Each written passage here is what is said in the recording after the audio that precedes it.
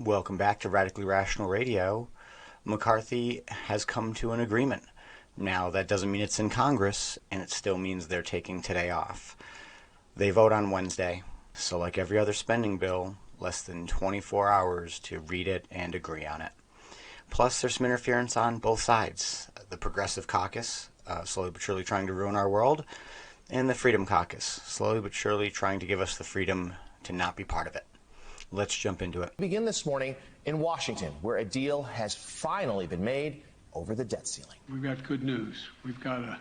Just spoke with Speaker McCarthy, and we've reached a bipartisan budget agreement that we're ready to move to the full Congress. It takes the threat of catastrophic default off the table, protects our hard-earned and historic economic recovery, and the agreement also represents a compromise, which means no one got everything they want. But that's the responsibility of governing.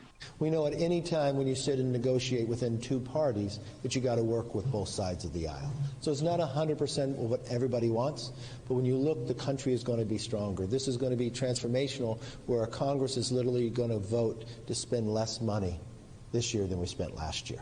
The House will likely vote on the bill Wednesday, and then the Senate should take it up shortly after.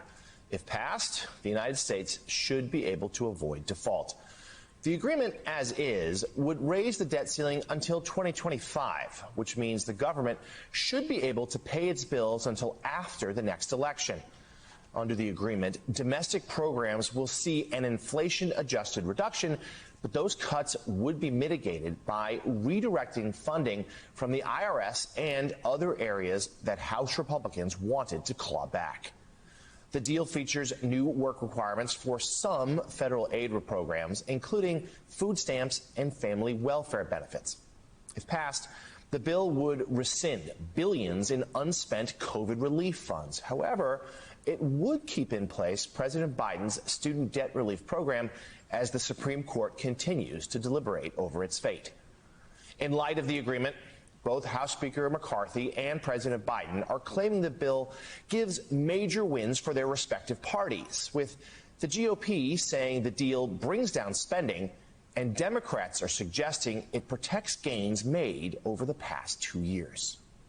Meanwhile, the deal to raise the debt ceiling is facing some criticism from both sides of the aisle.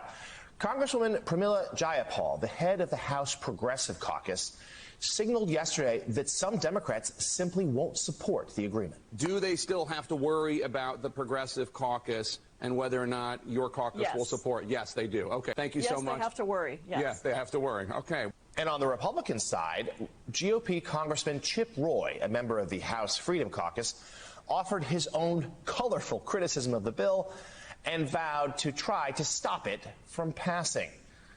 Despite the objections from some of these Freedom Caucus members, Speaker McCarthy says the majority of Republicans are on board. We did a conference call with our conference, and over 95% were overwhelmingly excited about what they see. Members will react to whatever rumor you guys are writing about.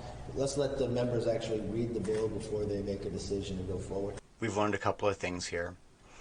We knew it would be last minute. We knew they would come to some agreement. And it looks like the thing McCarthy had to do was allow for the student debt relief. This is a real hard one.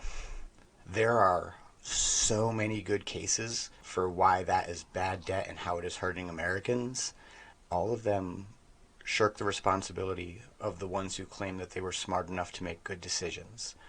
And secondarily, how is it not a bribe? Look at the percentage of conservatives versus highly progressive people in colleges currently, and it is primarily progressive Democrat voting population. To say, hey, if you vote for us, you can make $40,000 to $60,000 mistake, and we'll let you write it off. That's bribing a population, so it's definitely bad. And the spending bill goes to 2025, which means our presidential campaign will have already ended, and the Democratic Party will be able to claim that you don't have student debt with us. That is a real good standing point. Hey, $60,000 off if you vote for me. If we agree that the economy is the biggest worry for your common American, and when you look at household expenses, when someone has higher education debt, on average it makes up 25% of their monthly expenses. That has a real impact on your life if you don't have to pay that bill. There's nothing any one party could do to wipe that type of living expense away, and you can't get people to vote against their self-interests. You can argue that their voting will negatively affect them, but they don't believe that, so it doesn't really count. The Freedom Caucus is right. They should stand there. They should fight every moment to not let the debt rise. I will support them wholeheartedly because the only way we will cut back the federal government is by taking the blank check away. Simple as that. And just think, in 48 hours, it could come to a no vote, and that means we'll be 72 hours away from hitting the debt ceiling and no longer able to pay our bills. Watch and see. This will go from a 24-hour scramble, no vote, to a 72-hour scramble, and let's see what happens. Maybe we'll celebrate Memorial Day, and we'll shut down the federal government by the end of the week. I hope you learned something. Remember, we're spending more than we can afford, and it's only going to make things worse. I'm Tristan with Radically Rational Radio. Like, comment, subscribe, and I'll see you in the next episode. Stay resilient.